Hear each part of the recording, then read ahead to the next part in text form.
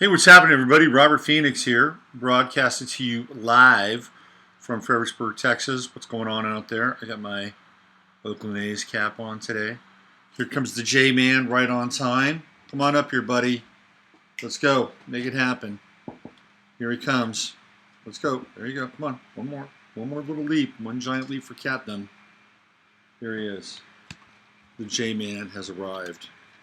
We can now officially begin today's show. Yes, indeed. Let's see what we've got here. Over on the YouTube side, we got Joan. Hi, Joni. Justice, Liz Luscious, Paulette. Chatlandia begins to gather. Speaking of gather, there's Mary Greether. Good morning to you from Texas, Mary. How's it all going in there? Let's see who else is showing up today as we begin to file in a little bit. You guys should be able to get my morning, Ani. What's happening?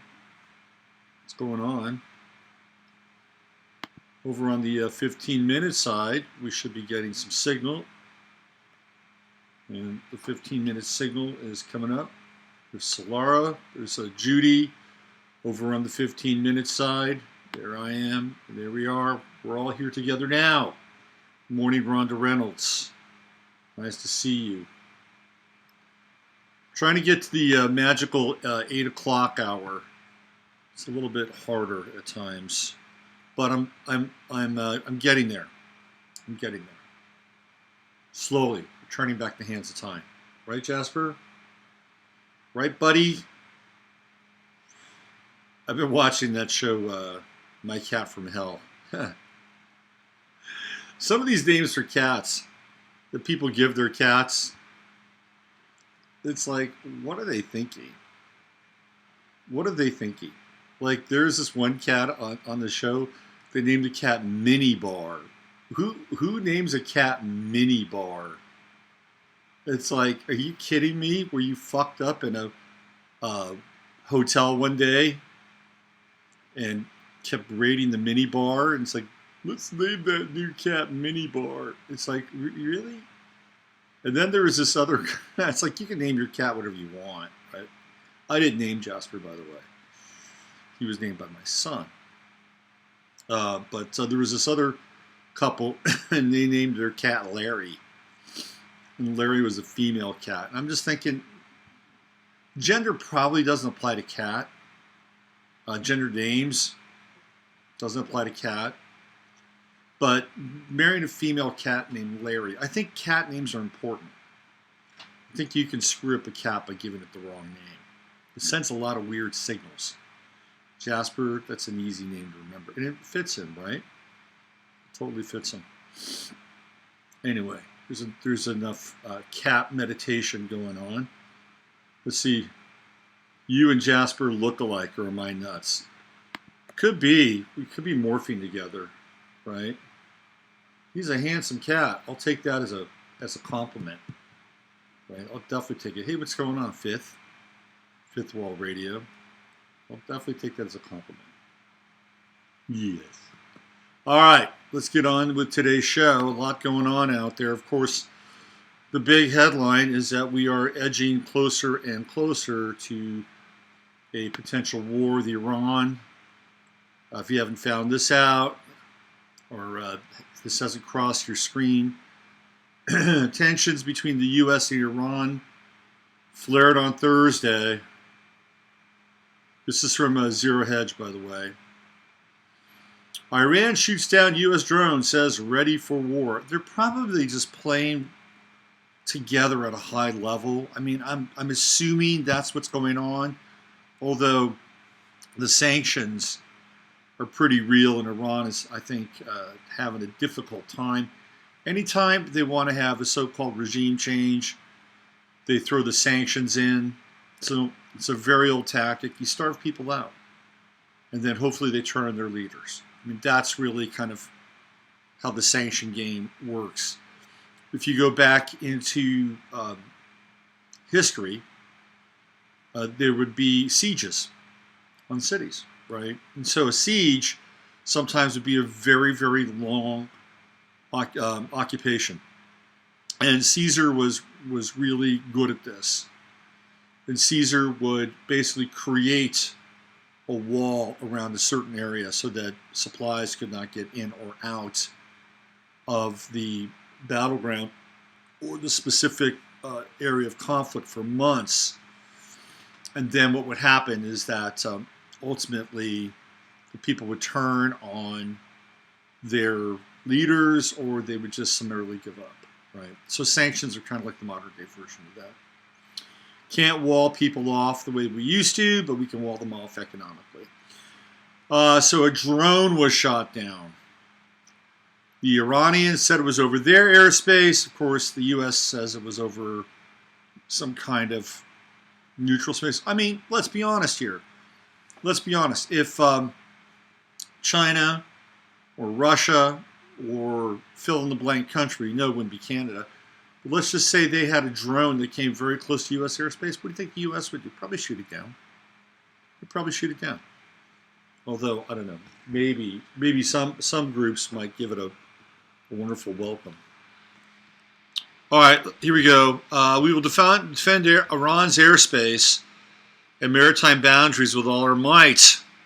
Ali Shamkhani, Secretary General for the Supreme National Security Council, was quoted as saying by state-run Islamic student news agency, "It doesn't matter which country's aircraft cross our airspace." IRGC Commander Hossein Salami said shooting down the drone had sent a, in bold, clear and strong message for the U.S. Iran's borders are red lines, and though Iran doesn't seek war, Iran is ready for war. The U.S., meanwhile, denies that the drone crossed into Iran's airspace and says it was an international airspace the whole time. And they're just poking the bear. Just poke the bear. Oh, it's an international airspace. It's close enough. The drone was reportedly shot down over a village called Kumo Barak in Iran's Hormozgan province. And by the way, when was shooting down a fucking drone a precept for war? It's ridiculous. It's a drone. In the not too distant future, they'll be delivering you pizzas. Keep that in mind. Maybe it's a pizza drone. Maybe somebody in the village of Kumo Barak was ordering a pizza. The news sent oil prices surging. Oh, they like that oil price ramp up. With Brent up as much as 3%, President Trump has been briefed on the incident, and the White House is monitoring the situation. U.S. military has branded the shooting an unprovoked attack on a fucking drone. You got to be kidding me. What's Brent is the Brent crude level, by the way, Brent crude graph. The shooting follows attacks on 6 tankers in the region, which Iran has denied responsibility for, including the 2 from last week. On Wednesday, a news agency reported Iran-backed Houthi rebels in Yemen said the rebels hit a power station in Jazan, Saudi Arabia, with a cruise missile, though these reports weren't independently verified. Numerous geopolitical experts warned that Thursday's incident significantly raises the prospects for international conflict, particularly after the U.S. dispatched more troops to the region last week. Tensions between the U.S. and Iran just won't subside, with Tehran still furious over U.S. sanctions on oil sales. With Tehran poised to violate its agreements under the JCPOA on enriched uranium stockpiles, many are fearful that a hot war between the U.S. and Iran might erupt. If it did, Washington's biggest geopolitical adversaries, Russia and China, could get involved, triggering World War III. 1,100 comments. 1,100 comments over on Zero Hedge. Do you think people got something to say about this?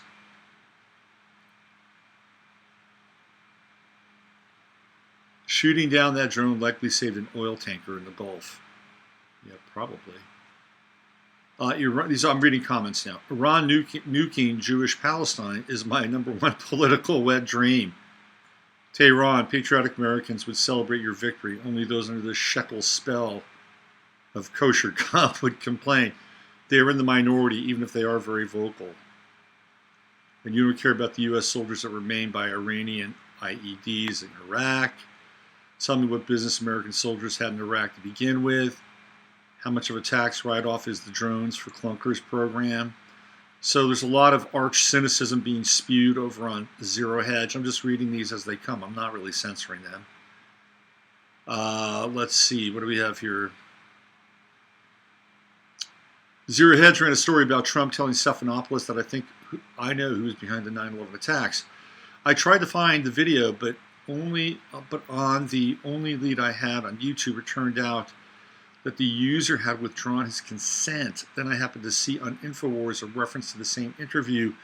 They mentioned that the video was not to be found, but gave a link to the complete transcript. I looked it up, and there was nothing on 9/11.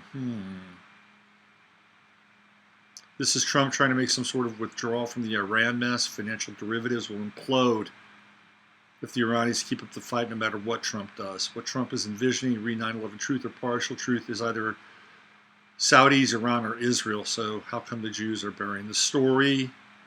Trump could blame Iran. Iran will blame Israel and back it up. U.S. public opinion will turn against Israel. We'll wake up one morning to find out that the $20 bill is worth $1. I'm just reading your comments here. That's all. I'm convinced that half of these anti-Iranian pro-war voices that are sending off here are Pentagon bots or hired operatives designed to make it appear that there is more public support for FedGov's aggression than there really is. 90% of the Americans will read the headlines where their government will declare that the drone was in international waters. They have the proof, and they'll believe it. Hop on to Instagram and track the number of likes. So there's a lot going on here, and we're looking at more and more propaganda around starting up and cranking up the war machine in Iran. Not very cool. Not very cool. I did read, however, that apparently Tucker Carlson has been talking to Trump about not going to war in Iran. Tucker Carlson might be the only sane voice in the mainstream media. It is clear that Tucker Carlson has no love for people like Mike Pompeo and John Bolton and Elliot Abrams. Three hawkish holdovers. Well, Pompeo's kind of a new player, but we'll throw him into the mix. Three hawkish holdovers. Four, if you throw Gina Haspel into the mix, because Gina Haspel's running Guantanamo, right, from the neocon era of the Bush administration. So apparently, Tucker has been talking Trump off the ledge around the war. If that's the case, God bless Tucker Carlson. God bless him. Let's see what we have here. Really? Going to war over... I know, right? It's just ridiculous. That's what Ani's comment was. There's Jenny Beasley. Hi, Jenny. Steve Mercer. What's going on, Steve? There's Luann and Paulette's back. She says Hillary Clinton's cyber attack by foreign government would justify nuclear attack response, so drones and Pentagon false flags could take place on any level. Let's see what else we have here. Oh, it's about the cat thing. Personalities reflect their people. That's true. Hi, Shari. How's it going? I guess drone lives don't matter. Oh, that's so funny. Drone lives don't matter. They will, though, in the future with AI. Bet your ass that's going to happen. We're going to have robot rights. Oh, yeah. Oh, yeah. Oh, yeah. There'll be hate crimes against robots. Think about that. Think about that for a moment. Wrap your head around that. Let's say somebody gets pissed off at a robot and beats the robot up with a bat. That robot's going to have rights. And it's going to be a hate crime for you to have a violent outburst against a robot. You can bet your ass that's coming. Could you imagine if that guy goes in hiding? What do we have here? Let's see. I have a job. Let's see. So drones, depending on false flags, take place at any level. Well, there's a lot going on, obviously, and that is the chatter on Iran, and it's kind of not ending. It's not abating. We're going to keep getting the breadcrumb trail that says leads right. Now, I don't think. Here's what I think. Here's what I think. I think they're going to go after Iran with a massive, if they do this, with a massive airstrike. And they'll go after their theoretical facility where they're enriching uranium. And I think they'll probably go after some of Iran's oil wells and refineries. That's what I think. I think they'll try to cripple Iran and set them back 20 years, 30 years in terms of infrastructure, because that's what they do. I think a ground war in Iran would be an absolute disaster. An absolute disaster. Think of committing American women and men to a war and a conflict in Iran where we have no business being. And one of the things that Tucker Carlson has done is he's tried to remind Trump, or whoever is sitting in that suit, to remind Trump that this happened before. It happened with Iraq. And it happened with Colin Powell, and how Colin Powell was selling the war with the tubes and the yellow cake from Niger and all this bullshit. And Judith Miller from the New York Times, and the prostituting and the selling of a full-scale invasion of Iraq based on false information and based on a lot of propaganda connecting Saddam Hussein with 9/11, which was never, ever, ever the case. The people were in such a state that they wanted blood, they wanted vengeance, they wanted some form of retribution, and they didn't care. They were ready to look the other way.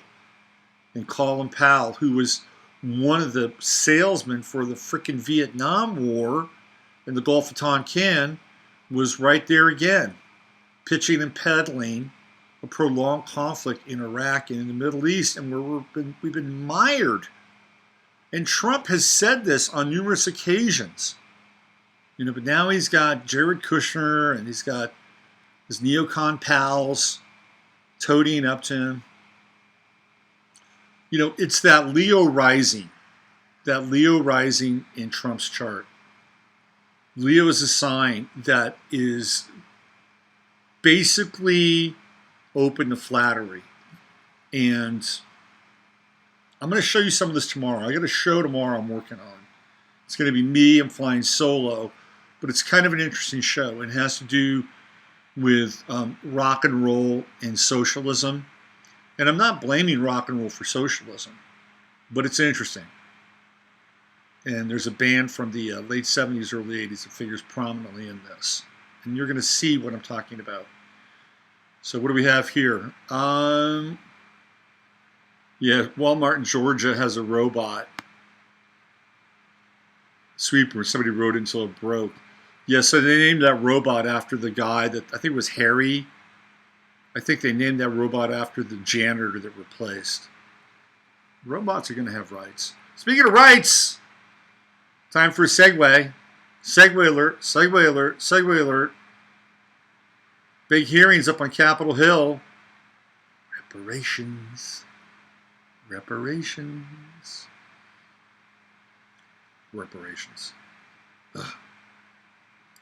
So, reparations are existing in a larger context because essentially what's going on is we're re-experiencing the reincarnation of the Bolshevik Revolution, the 100th anniversary of which occurred in 2017, and that's when they kicked it off, and that's where we are now. And one of the things that the Bolsheviks, who were funded by the bankers of New York, one of the things that they used is they used class. Right? Class. It was a class war. It was the Russian elites, the bloodlines, the Romanovs, Russian aristocracy versus the people. And one of the things that happened, of course, is that the people were starved out. There were a lot of conditions which theoretically helped this uprising against the Russian royal family, and ultimately the sovereign nation of Russia itself. So we're going through that now, but it's God, I got an itch here. What is that about?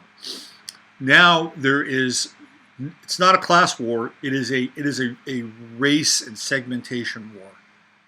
And all the various groups have been weaponized. They're being weaponized for the same goal and the same end that the Bolshevik Revolution theoretically was able to advance its own interests with, and they did back in 1917. So the reparation party was taking place on Capitol Hill. And one of the more interesting people that showed up was a former NFL player by the name of Burgess Owens. And I remember Burgess Owens being a hard-hitting safety for the New York Jets and the Washington Redskins. And Burgess Owens gave a very articulate and impassioned first-person testimony about what he thinks about reparations. And I'm going to play it right now. Here's Burgess Owens. Enjoy the next 5 minutes. It's about as enlightening as a 5-minute segment as you'll see. Here we go. Burgess Owens. Once you're recognized for 5 minutes. Thank you so much for this opportunity. I'm going to take a different tack from beginning. We are at this point, this is not about black and white, rich and poor, blue collar, white collar. We're fighting for the heart and soul of our nation. We have a very, very special country that started with the Judeo-Christian values that allowed every single generation to become better than the last. And that has not ended, that has not stopped until now. We're telling our kids a little bit something different, that they don't have the opportunities that we had. I'm going to talk about some ideologies. And when I talk about them, I'm not talking about people. People change. I used to be a Democrat until I did my history and found out the misery that party brought to my race. So when I talk about these ideologies don't change, people do. We are fighting for the heart and soul of our nation against socialism, Marxism, and the evil that it has brought to us in the stealing of our history. Karl Marx said it best, the father of socialism, an atheist, anti-Semite, and a blatant racist. Yet we teach his philosophy in our school systems today. He said it, the first battleground is rewriting of our history. You steal our history, you steal our pride in our past, our appreciation for our present, and our vision for our future. And every single urban city in our country is now experiencing that loss. Real quick history, because these are things that we're not taught. I'm blessed to be the great-great-grandfather of Silas Burgess.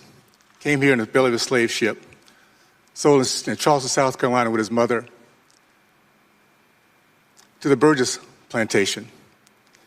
An evil, evil man that drove my great-great-great-grandmother either to leaving her family, her kids, or committing suicide. I don't know, she disappeared. But Silas at age of 8, was blessed to be surrounded by men who believed in freedom. Even though they were shackled, they escaped. They went the southern route of the Underground Railroad, facilitated by white and Mexican Americans.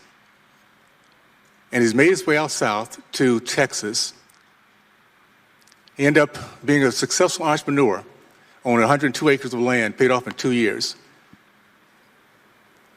Started the first black church, the first black elementary school. Pillar of his community, 18 kids, Christian, Republican. His first son was Alpha Omega. Proud American. An example of what happens when any race, any culture is given hope, opportunity, and freedom. It didn't end there, by the way.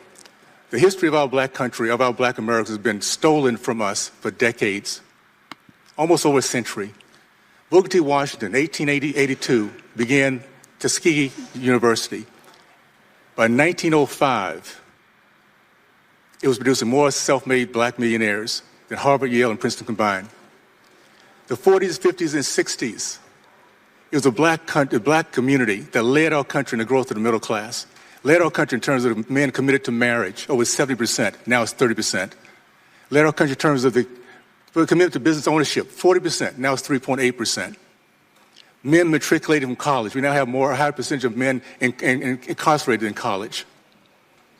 It is, by the way, my degree was biology. And that I learned a long time ago that slavery is not a gene in the DNA helix. It's our actions, it's our attitude, it's our belief. I do not believe in reparation, because what reparation does, it points to a certain race, a certain color, and it points them as evil, and points the other race, my race, as one that is not only becomes racist, but also beggars. I do believe in restitution. Let's point to the party that was part of slavery, KKK, Jim Crow. that has killed over 40% of our black babies, 20 million of them. State of California, 75% of our black boys cannot pass standard reading and writing tests, a democratic state. So yes, let's pay restoration. Let's pay restitution. How about a Democratic Party pay for all the misery brought to my race? And those, after we learn our history, decide to stay there, they should pay also. They're complicit. And every white American, Republican or Democrat, that feels guilty because of your white skin, you should need to pony up also. That way we can get past this reparation and recognize that this country has given us greatness. Look at this panel. It doesn't matter how we think. The fact is, well, it doesn't matter our color. We have become successful in this country like no other because of this great opportunity to live the American dream. Let's not steal that from our kids by telling them they can't do it. Thank you. Our next witness will be the Right Reverend Eugene Taylor Sutton. He's Bishop of the Episcopal Diocese of Maryland, a position held since 2008.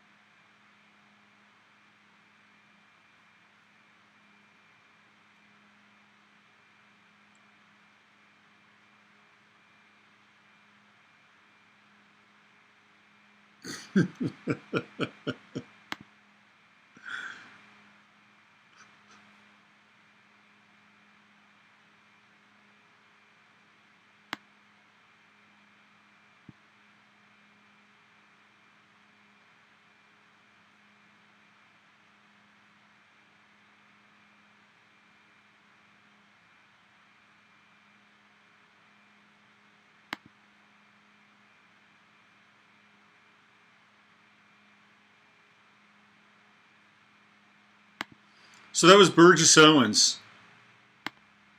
FOP. Let's see, it was a 1-0 Dragon. In the chat room says Burgess means free man.